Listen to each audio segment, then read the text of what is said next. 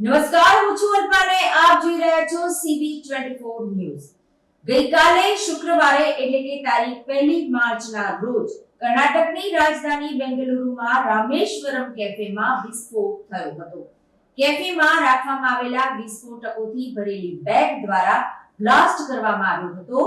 તે જ સમયે બેંગલુરુ વિસ્ફોટના એક દિવસ પછી એટલે કે આજે બેગ વહન કરનાર શંકાસ્પદની પ્રથમ તસવીર સામે આવી છે।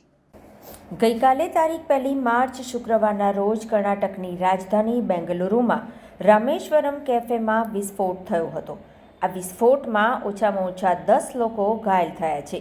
સીસીટીવી ફૂટેજમાં જોઈ શકાય છે કે એક વ્યક્તિ માથા પર કેપ, મોઢા પર માસ્ક અને હાથમાં આઈઈઈડીથી ભરેલી બેગ લઈને કેફેમાં પ્રવેશે છે અને પછી તેને ત્યાં જ છોડી દે છે। બ્લાસ્ટ સમયે કેફેની અંદરથી એક સીસીટીવી ફૂટેજ સામે આવ્યો છે, જેમાં બ્લાસ્ટનો સંદિગ્ધ આ લોકપ્રિય રેસ્ટોરન્ટની અંદર જોઈ શકાય છે।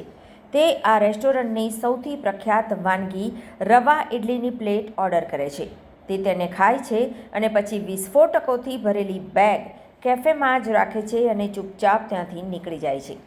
મીડિયામાં પ્રકાશિત અહેવાલો મુજબ બેંગલુરુના વ્હાઇટફિલ્ડ વિસ્તારમાં સ્થિત રામેશ્વરમ કેફે શહેરના સૌથી પ્રખ્યાત કાફેમાંથી એક છે।